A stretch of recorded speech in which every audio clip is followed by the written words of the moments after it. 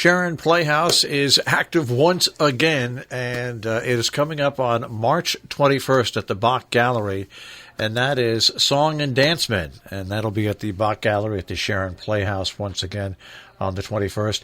5:30 cocktails, 6:30 the performance, and if you like dancing, tap dancing, you're going to love this show.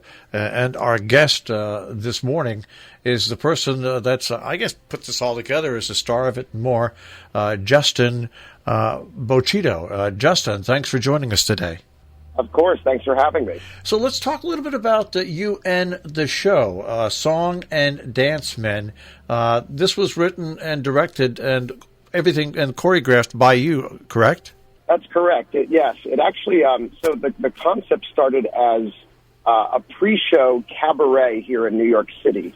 And my theater company was looking to produce some smaller 1-hour events that we could sort of use to promote to people who were going to see Broadway shows or going to the opera or going to the ballet and looking for something to do prior to their big event or their big show that they were seeing.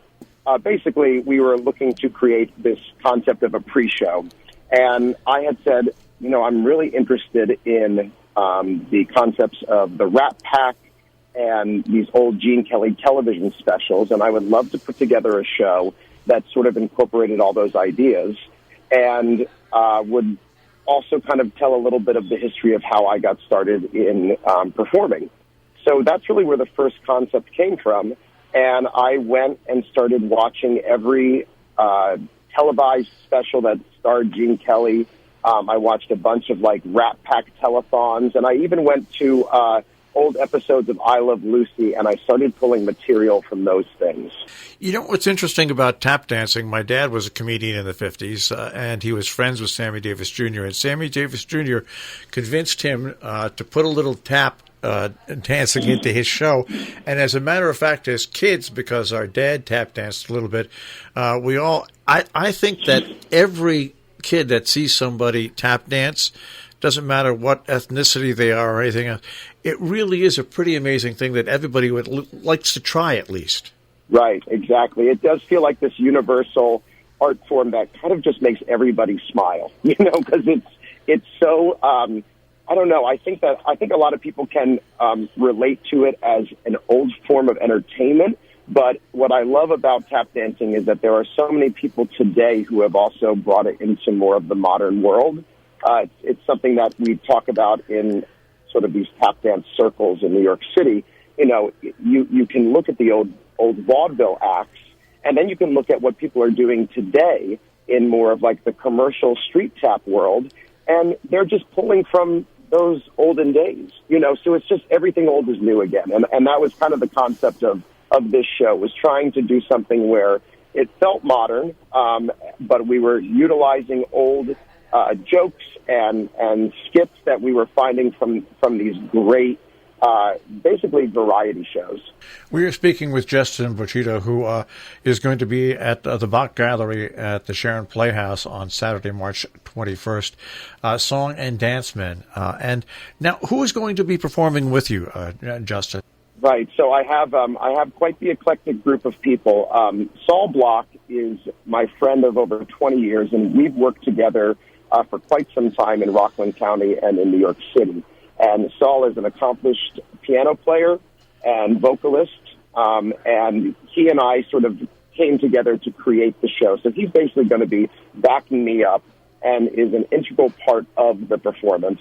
And then I have a great performer coming all the way from Canada. Her name is Mackenzie Cutcliffe, and I always describe her as what if Lucille Ball was also like Eleanor Powell or Ginger Rogers and had like this great tap dance ability.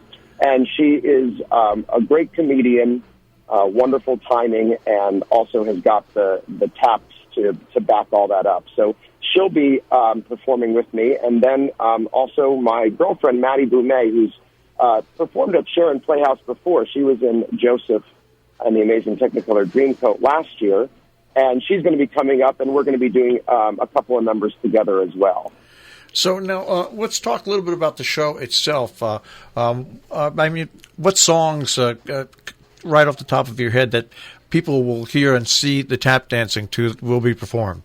Yeah, so I've chosen a bunch of songs by George M. Cohan. So you'll hear some songs like Your Grand Old Flag and Musical Moon, some of those like old standards.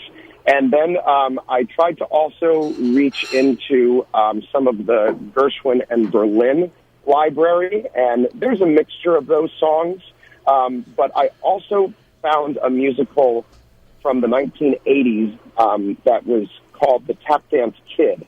And the Tap Dance Kid has a lot of meaning to me because the man who taught me how to tap dance, Michael Blevins, was actually an original member of that Broadway cast. And the show is kind of about how tap dancing can have such an influence on a young child's life that it actually kind of makes them into a better human being. And it talks a lot about the art of tap dancing and how it's a hand-me-down art form. You really have to learn it from somebody else. It's not something you can learn from a book or from a video. So I also looked into that score, and I pulled a lot of songs from there. But we do a bunch of different things. We do everything from Take Me Out to the Ball Game to All of Me. We also bring some live instruments into the performance as well. So it's not just piano. Sometimes we'll pick up guitars and other instruments and use those throughout. We are speaking with Justin Boccitto once again. Song and Dance Men coming to the Bach Gallery at the Sharon Playhouse on Saturday, March 21st. Tickets, of course, available at sharonplayhouse.org.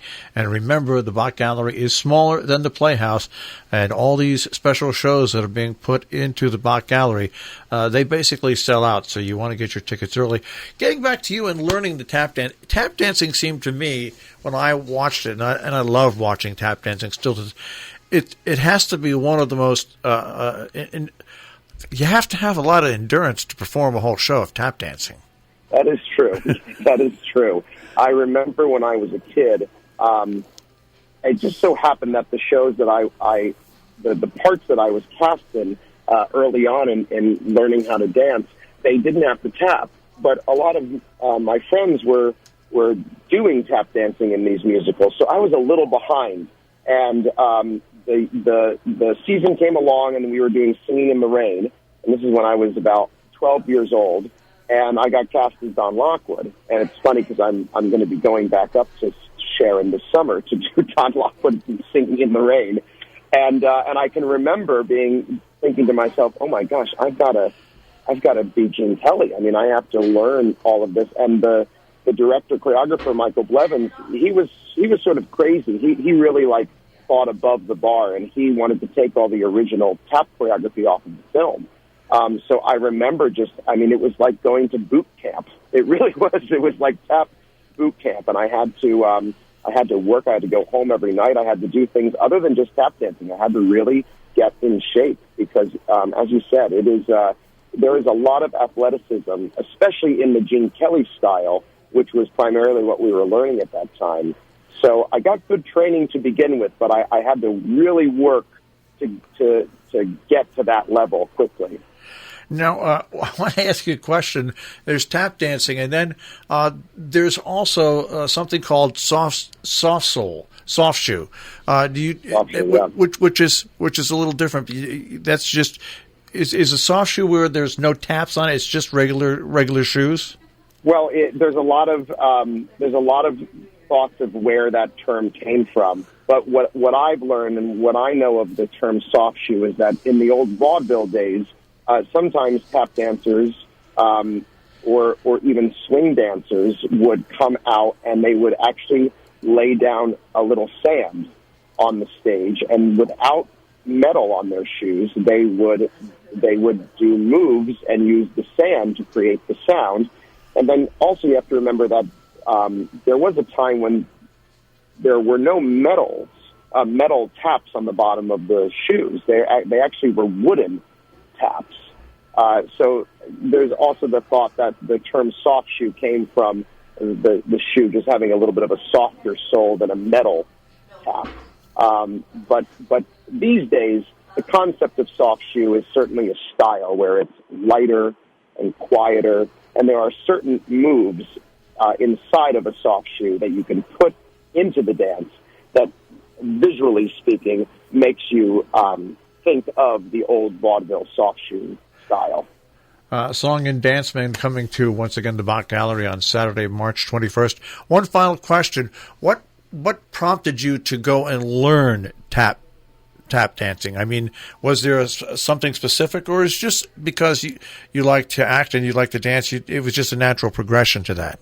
I think I was very lucky in that I had a male teacher, and there was something about when I discovered who Gene Kelly was that made me understand the masculinity that he brought to his dancing.